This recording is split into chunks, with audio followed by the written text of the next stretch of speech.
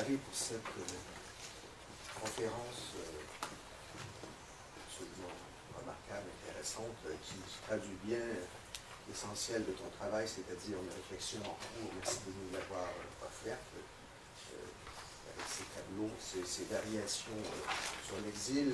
Nous avons du temps, bien sûr, pour des questions. J'en poserai une très rapidement. Tu as mentionné effectivement l'existence de travaux au début des années 2000 menés particulièrement à Montréal sur le post-exil, le néo-exil, l'après-exil et autres formes. Et tu as mentionné aussi, je pense avec beaucoup de justesse, cette figure de l'intellectuel nomade. Bon, en d'autres termes, alors que tu fais intervenir, je dirais, l'enracinement de l'exil dans les différents tableaux que tu nous proposes, que signifiait au début des années 2000 et que signifie encore cette volonté de traiter de l'après-exil, du post-exil, ce qui peut relever d'une posture, bien sûr, notamment celle de l'intellectuel, mais peut-être aussi d'un malaise. Ouais, le problème, j'avais ce problème-là avec. J'ai pas assisté, j'ai assisté à quelques-unes de ces séances sur le post-exil et certaines discussions qui ont eu lieu aussi à l'Université Laval. À cette époque-là aussi, j'avais certains problèmes avec le fait qu'on avait tendance à évacuer le concept de séparation qui, pour moi, était dans l'exil. Donc, il y avait quelque chose là qui correspondait à un idéal des sociétés contemporaines liées au multiculturalisme, à la circulation des gens, à l'abolition des frontières. Mais il me semblait toujours, et il me semble que la littérature témoigne de ça, il me semblait toujours que s'il n'y avait plus de frontières aussi claires, et encore, je ne suis pas sûr de ça, parce que vraiment, il suffit de traverser aux États-Unis pour voir qu'il y a des frontières. Donc, supposons que les frontières sont moins importantes qu'autrefois, c'est certainement le cas en Europe de l'Ouest. Il me semblait qu'au niveau de l'expérience subjective, de l'expérience symbolique, la séparation était toujours là. Et je le sentais même chez des gens qui sont très fondés sur l'abolition des frontières. Je me souviens de discussions en Belgique où les professeurs d'université belge se voient comme circulant en France. Mais il y avait toujours cette espèce de réticence, mais tu sais, c'est difficile pour nous de nous implanter en France. On voyait qu'il y avait quand même encore des frontières, ou bien s'ils travaillaient en France, avaient gardé un chalet dans les Ardennes, en Belgique. Il y avait quelque chose qui était là pour moi. Je ne croyais pas 100% à cette idée de post-exil, j'y crois plus maintenant du tout. Je pense que c'est toujours là, mais ça se passe beaucoup, c'est pas pour rien que c'est la littérature qui en témoigne, entre autres, parce qu'il y a d'autres choses aussi qui en témoignent. Le cinéma, par exemple. Je pense que c'est toujours là. Et moi, j'ai pas parlé ici, j'ai failli parler de... Si j'avais eu autant de tableaux que je voulais, j'aurais inclus des textes autochtones, parce que là aussi, il y a des formes d'exil dans les textes autochtones au Canada. Et pourtant, ces gens-là sont à l'intérieur de l'intérieur. Ils sont des gens qu'on a forcés à rester en quelque part. Donc, on voit que, pour moi, pour répondre à la question, il me semble que cette séparation-là est toujours là. Et qu'il y a une certaine violence là-dedans qu'on a un peu pensé évacuer, une sorte de violence personnelle. Ouais. Et la littérature présente souvent ce retour au pays natal, pas autant chez Laferrière. Laferrière est très positif sur le retour au pays natal. Et je tenais à parler de ça, parce que c'est très positif. Il a gardé une image de son enfance idéalisée, et ça en dépit de toutes les causes qui l'ont fait partir, qui étaient quand même là à l'époque où il était enfant. Alors, mais chez d'autres, ouais, un portrait, je dirais, beaucoup plus dysphorique de l'expérience d'exilé. Cela dit, il faut tenir compte, comme tu l'as dit dans ta question, et je l'ai dit au sujet de Kenneth White, il faut tenir compte de qui parle. Et je veux dire, quand on a les moyens de circuler dans la société, de circuler à travers les pays, on a un salaire d'universitaire, etc., on a peut-être une autre vision de traverser les frontières aussi. Voilà. Donc, je ne sais pas si j'ai répondu à ta question, mais pour moi, il y a toujours une séparation. Et je cherche toujours à comprendre cette séparation. C'est même personnel, hein, parce que j'ai quitté le Québec et bon, il y a un exil qui est certainement moins marqué à aller vivre en Ontario, mais quand même un exil linguistique pour tout le monde. Merci François. Alors, on va prendre les questions. Je vous demanderai tout simplement de vous identifier quand vous... Oui, j'aimerais ça en fait si vous disiez votre nom. Alors, oui, merci François pour cette conférence aussi stimulante. c'est Daniel. L'absence du nom, Daniel. Oui. Un peu suite à la question posée par Simon et à ta réponse, j'aimerais aller du côté donc de ce côté microscopique et puis de relier cet espace qui est l'espace quand même d'une pratique artistico-littéraire et de te poser la question, je doute un petit peu, c'est en quoi, parce que là tu as cité quand même des paroles qui sont qui nous interpellent à plusieurs niveaux, y compris celle de Kenneth White, mais en même temps, est-ce que la pratique artistique, dans un monde, et surtout dans des sociétés marchandes qui ne produisent que pour le marché, et cela de façon exacerbée, de plus en plus, ou même nos maisons éditoriales poussent les auteurs de plus en plus vers le... Pardon, excusez-moi. Il faut appuyer sur le petit bouton. Hein. C'est ça. Dans des sociétés marchandes qui produisent de plus en plus pour le marché, ou même les maisons d'édition poussent les auteurs à écrire donc du très lisible, de façon que cela soit tout à fait susceptible d'être lu facilement par le public, etc. Alors dans ce cadre-là, et en voyant un petit peu là tes tableaux très lumineux, même si parfois il y a du pessimisme, je comprends pourquoi, est-ce que la pratique artistique n'est-elle pas devenue elle-même un lieu exilaire? Oui, c'est clair. D'ailleurs, en fait, en écrivant cette communication, c'est ce que, pour moi, c'est ce qui m'est apparu de plus nouveau. Je n'avais pas vraiment pensé à ça. Peut-être que j'aurais dû. J'y pense à tous les jours. Hein. Je pense à tous les jours à un certain épuisement du monde dans lequel on vit. Je suis désolé de dire ça devant des gens qui sont jeunes, mais j'ai l'air d'un vieux schnook, mais c'est vrai. J'ai vraiment l'impression qu'on vit dans quelque chose qui est en train de se défaire. J'avais pas vu, avant d'écrire cette communication, jusqu'à quel point la position artistique, comme tu dis, parce que ce sont des écrivains, hein, ils sont habitués de faire de l'invention.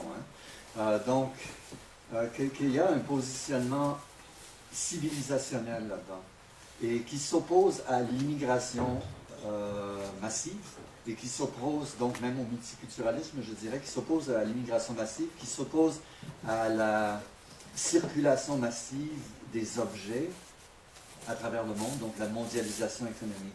L'exilé, c'est quelqu'un qui est contre ça, qui se singularise par rapport à ça.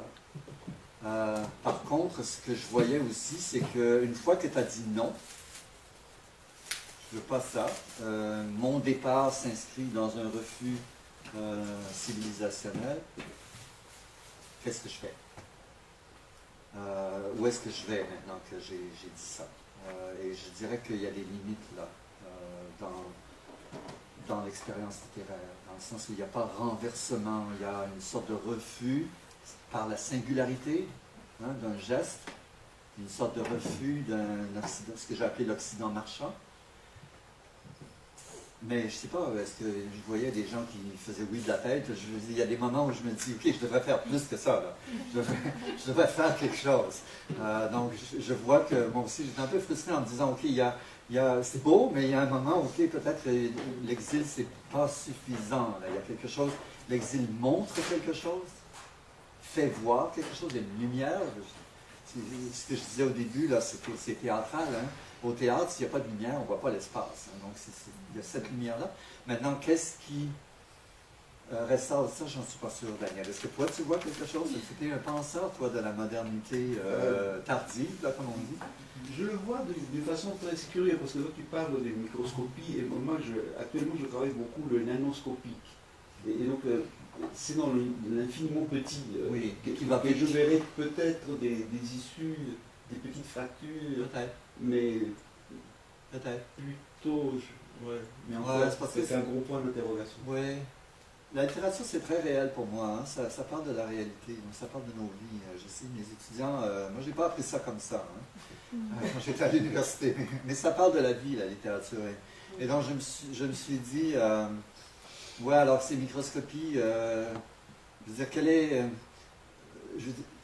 Dans certains écrits autochtones, par exemple, il y a le refus de la société blanche, mais qui est identifié clairement à la société marchande, vers des territoires qu'on appelle des territoires au-delà, donc c'est dans le nord, hein, quelque part. Il y a un nord mythique dans les écrits autochtones, surtout au Québec. Et donc c'est l'imaginaire de la Perse, c'est l'imaginaire de Louis Hamelin, c'est l'imaginaire de la personne qui va prendre son char et qui s'en va vers le nord, s'établir dans une cabane, loin de tout ce monde-là. Mais on voit chez Louis Hamelin que c'est beau là, mais après, qu'est-ce que je vais devenir maintenant que je suis tout seul avec ma carabine dans le bois? Donc on voit que la littérature, il y a quelque chose qui est une sorte de limite, qui est le rejet, je dirais, qui est sous-entendu ici, le rejet. J'ai plusieurs écrivains, le rejet de notre société, mais qui, je pense que c'est un défi là, de la littérature à venir, de théoriser ça au-delà de l'exil. Quand tu parlais de post-exil, je dirais c'est plutôt comment penser maintenant, une fois qu'on a statué sur l'exil, comment penser maintenant ce rapport civilisationnel. Et Malouf est super intéressant pour ça parce que, en fait, j'avais jamais compris avant de travailler sur la littérature libanaise francophone jusqu'à quel point l'immigration se pose pour les Libanais comme un problème, une scission entre l'Orient et l'Occident. C'est souffrant chez bien des gens. Je n'avais pas vu ça. Ça l'est chez Malouf. L'idée qu'il porte en lui l'Orient et l'Occident et que ces factions-là qui sont généralisées, mondiales, c'est une scission à l'intérieur de lui-même. Ça, je n'avais pas vu ça. Oui. Karen Joannette. Je travaille sur Patrice Desbiens à la maîtrise, Okay, cool. donc je suis tout à Ouais. fait intéressée par... Ça va aller prendre plusieurs bières après. En fait, Patrice Desbiens, c'est magnifique. Donc, oui, tout à fait. Puis, justement, je travaille sur l'ironie chez Patrice Desbiens. Donc, une grosse critique de la civilisation occidentale. Chez lui, pour moi, c'est comme tout un chapitre au complet de mon mémoire. Je trouvais ça vraiment intéressant ce que vous avez dit sur un pépin de pomme, même si ce n'est pas nécessairement dans mon corpus. Sur quelle œuvre est-ce que tu travailles? Plus sur poème anglais, L'homme invisible, Le pays de personne et La fissure de la fiction. Donc, 4 recueils capables de donner des phénomènes d'ironie assez vastes. Oui, c'est ça. Par rapport à un pépin de pomme, ce que je trouve vraiment intéressant, c'est que vous avez parlé d'une filiation, c'est la mère avec le fils, mais il y a aussi la filiation du père avec le fils dans le recueil que je trouve vraiment intéressante. Oui, j'en ai pas parlé. Parce que le père est quelqu'un de perçu un peu négativement. C'est le père qui va boire après avoir travaillé, qui est toujours sous, qui bat sa femme. Et malgré tout, il est comparé à Alain Grandbois dans le recueil. Ouais. Donc, c'est comme si la poésie lui venait de son père. Et tout l'héritage, la pauvreté culturelle, lui venait de sa mère.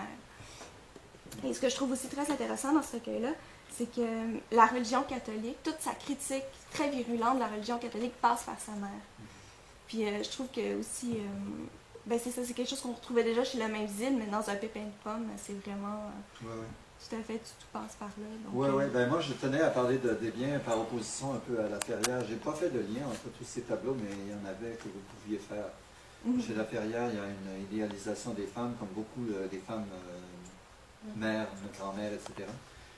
Comme chez beaucoup d'auteurs, hein, Patrick Chamoiseau par exemple, beaucoup d'auteurs antillais, les mères, les hommes, hein, les auteurs masculins, les mères sont idéalisées, et on trouve ça chez La Ferrière, et ça colore sa vision du passé, sa vision du retour au pays natal, tout ça. Tandis que chez Desbiens, il y a c'est une ambiguïté par rapport à la mère, parce qu'il en parle tout le temps. Donc, c'est vrai qu'il y a une pauvreté essentielle de la mère, là, mais une sorte de symbiose avec la mère aussi. Hein. J'ai pas parlé de la fameuse sacoche, là, du pépin de pomme, où il se rappelle sa mère qui tenait sa sacoche sur ses genoux, et qui c'était comme lui, la sacoche c'était lui. j'en ai pas parlé, j'en ai parlé ailleurs, c'est que ma mère s'assoyait toujours avec sa sacoche sur ses genoux. Alors moi encore, je voyais ma mère, là, avec cette espèce de... Ma mère n'était pas pauvre autant que Fleurange Scanlan, je dirais, mais il y avait une sorte de pauvreté, effectivement, de certaines mères francophones, je dirais, à une certaine époque, qui ont vécu des biens, qui étaient cette espèce de pause assise avec une sacoche sur les genoux à attendre. Qu'on l'appelle. Qu'on l'appelle pour l'aide sociale, oui. Je vais prendre rapidement 2 questions. Boris? Oui. Finalement, j'ai une observation et une question. Observation, c'est à propos c'est à la suite de ce que tu as dit, Simon, des travaux qu'on a menés ici à l'EDM. Quand même, c'était pas enchaîné exil et post-exil dans nos travaux. C'était plutôt des différentes modalités de l'exil qu'on a étudiées. Et l'exil pouvait enchaîner le post-exil et vice-versa. Et on ne peut pas, à mon avis, nier le post-exil parce que quand même, entre l'état exilique et l'état diasporique, et vous devez passer quand même certains stades pour faire cette transition entre l'exil vers la diaspora. Et voilà, pour passer ça, vous devez quand même pour faire vous, une l'exil, c'est une première, c'est une étape vers la création d'un univers diasporique ou, C'est un des scénarios possibles. Il y a plusieurs scénarios en effet. C'est jamais prédestiné pour un point final, comme c'était indiqué dans le titre de votre communication. Mais les scénarios sont nombreux. Et ce sont les modalités finalement auxquelles on est intéressé ici. Voilà, c'était une observation. Oui, merci. Et peut-être un ajout à cette observation, quand même, la superposition de ces 2 états différents, l'exiguïté et l'exil, c'est quand même problématique parce qu'on peut être dans une condition d'exiguïté et situation minoritaire et ne pas être en exil.